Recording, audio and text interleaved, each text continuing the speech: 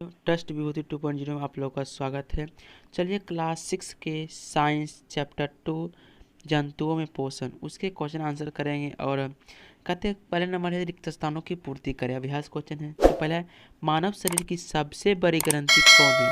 तो मानव शरीर की जो सबसे बड़ी ग्रंथि होती है वो होती है यकृत। क्या होती है? यकृत। यकृत होती है। वो जो मानव शरीर की सबसे बड़ी ग्रंथि होती है उसे यकृत कहते हैं। चलिए दूसरा क्वेश्चन कहते हैं मनुष्य में भोजन का पाचन डैश में शुरू होकर डैश में पूरा होता है। मनुष्य का जो पाचन होता है डैश में शुरू होकर डैश में पूरा होता है। तो मुख गुहिका से शुरू होकर किससे? मुख गुहिका जो होता है ये मुख गुहिका। मुख गुहिका से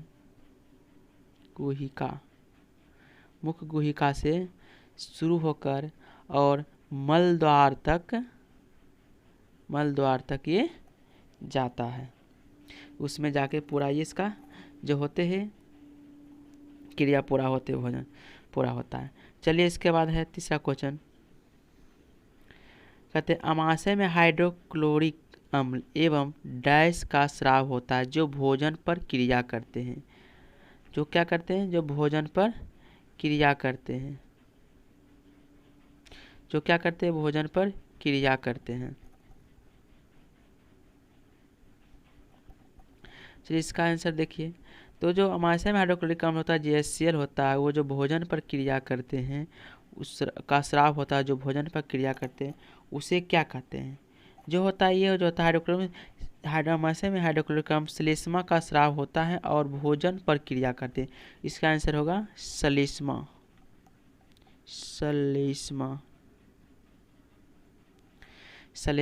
श्लेष्मा पर जो करते हैं ये करते हैं। तो चौथा है मनुष्य में पोषण के मुख्य चरण कौन कौन से हैं। मनुष्य में जो पोषण के मुख्य चरण हैं वो कौन कौन है। तो मनुष्य में मुख्य चरण जो होता है कौन कौन है उसके बारे में बताते हैं। तो मनुष्य में जो मानव में जो पोषण के विभिन्न चरण होते हैं पोषण के पहला होता है अंतर्ग्रहण। पहला क्या होता है जिसको पहला होता है नंबर एक अंतर्ग्रहण। नंबर एक अंतर्ग्रहण। नंबर दो पाचन। नंबर तीन अवशोषण।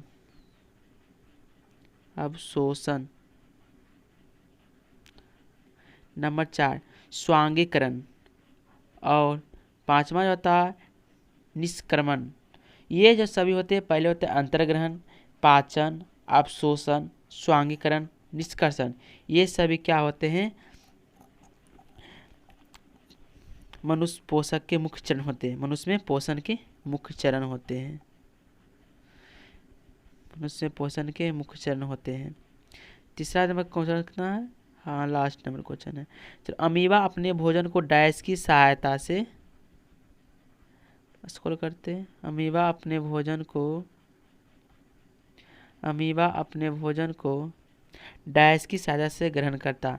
अमीबा जब अपने भोजन को डैश माने पदाव की सहायता से या उसे कूटपाद भी बोलते हैं।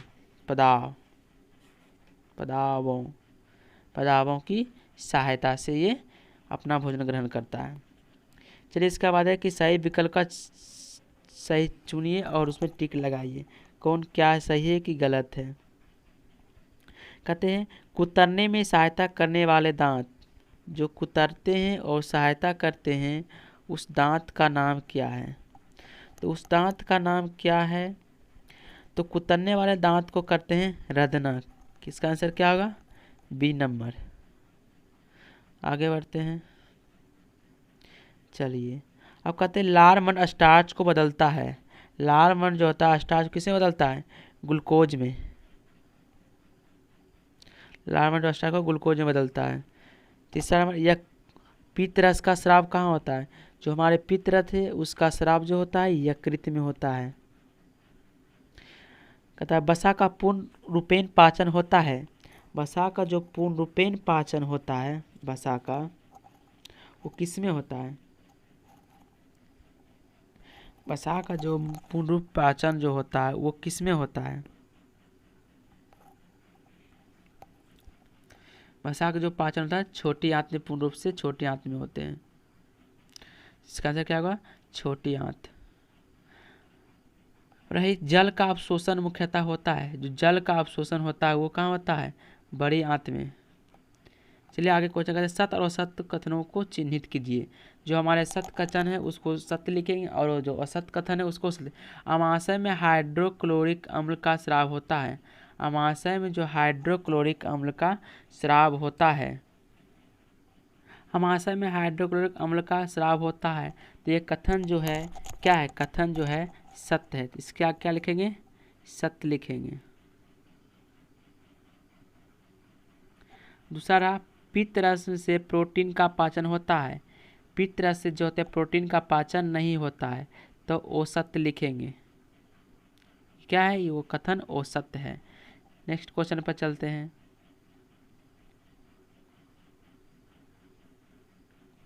अब कहता है नेक्स्ट क्वेश्चन, प्रोटीन का पाचन मुख, प्रोटीन का जो पाचन होते हैं मुख से आरंभ होते हैं। प्रोटीन का जो हमारे पाचन होते हैं क्या मुख से आरंभ होते हैं? नहीं। प्रोटीन का पाचन क्या? तो वो एक कथन क्या? वो सत्य है। दूसरा है, जुगाली करने वाले निगली हुई घास को पुनः अपने मुख में लाकर धीरे धीरे चबाते हैं। तो ये बात सही है। जो जुगाली करते हैं जो जंतु होते हैं क्या वो फिर धीरे धीरे ला के रूमेन में रखते, रूमेन के रखने के बाद उसका धीरे धीरे फूम ला कर जुगाली करते, जुगाली करते। बात तो क्या है? सत्य है, कथन सत्य है। दूसरा, छोटी आंत के सलिस्मिक स्रावित होते हैं। छोटी आंत से जो होते हैं सेस्मिक स्रावित होते हैं। क्या है ये? असत्य है, तो असत्य लिखेंगे। असत्य। अब कहता है कॉलम ए को कथनों का मिलान कॉलम बी से कीजिए। जो हमारे ये कथन दिए हैं इसका मिलान जो है कॉलम ए से कौन, तो कार्बोहाइड्रेट किस में होगा?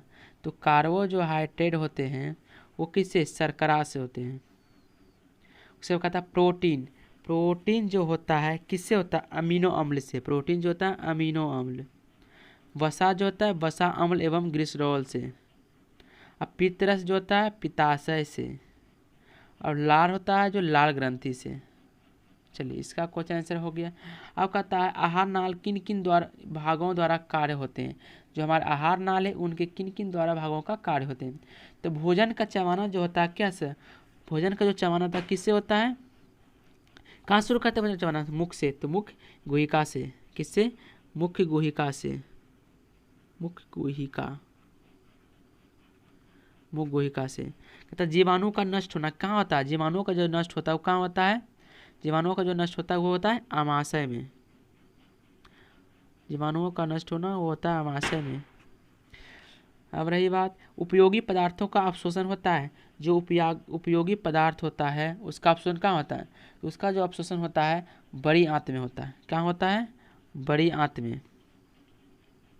बड़ी आंत में।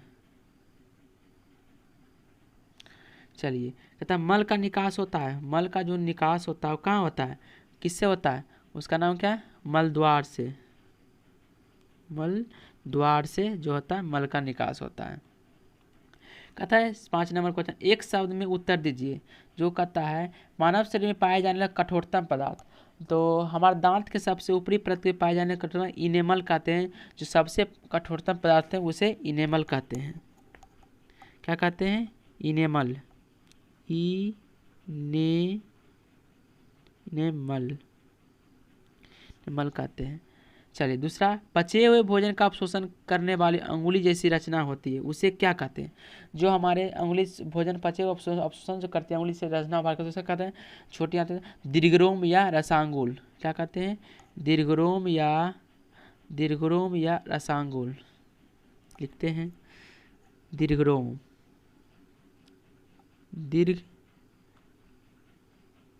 दीर्घरोम या इसको रसांगुल भी कहते हैं। चलिए दूसरा क्वेश्चन है, घास खाने वाले जंतुओं में स्लोज का पाचन का स्थान होता है। जो घास खाते हैं जंतु उसमें स्लोज का जो पाचन होता है किस स्थान होता है? तो रूमेन में होता है, जहाँ की इकट्ठा होता है, वहाँ से धीरे धीरे जानवर क्या है, घास लेता है और मुंह में जुगाली करते रहता है। तो क्या होता है? रूमेन। जो कि अमाशय को, जंतुओं का अमाशय को 4 भागों में बांटा गया है, जिसमें कि प्रथम भाग का रूमेन और प्रथम भाग में ही जब खाना खाते वो वहीं जमा रहता है, इकट्ठा होता है। अमीबा में भोजन का पाचन स्थान है। अमीबा में जो भोजन का पाचन स्थान है क्या है? पाचन का स्थान अमीबा किस पाचन को का होता है? खाद्यान्नी में जो होता है उसका पाचन होता है। क्या होता है? खाद्यान्नी में, खाद्यान्नी में, खाद्यान्नी में। चलिए, कहता भोजन के अवयवों से उपयोगी पदार्थ का संश्लेषण किया होता है। जो भोजन के अवयवों में उपयोगी पदार्थ संश्लेषण किया होता है जो कि वो रहते हैं जटिल पदार्थों से। कहता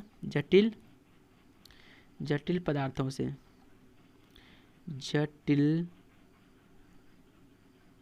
पदार्थों से, जटिल पदार्थों में। चलिए, अब रहा क्वेश्चन, ये तो कंप्लीट हो गया जटिल पदार्थों से। अब रहे जो क्वेश्चन रहे सब्जेक्टिव, 7 नंबर सब्जेक्टिव क्वेश्चन है। कहता मनुष्य में स्लोज का पाचन नहीं होता है। तो मनुष्य में स्लोज का पाचन क्यों नहीं होता है? तो मनुष्य में स्लोज का रूमेन नहीं पाया जाता है, जिसलिए इसका मनुष्य में स्लोज का पाचन है। इसका आंसर हम लोग लिखित रूप से आप लोग अलग वीडियो लाएंगे। तो इस वीडियो में आप लोग अच्छा लगा हो तो शेयर और लाइक दबाकर कीजिए और चैनल को सब्सक्राइब, पहली बार विजिट करें चैनल को सब्सक्राइब करें। जय हिंद।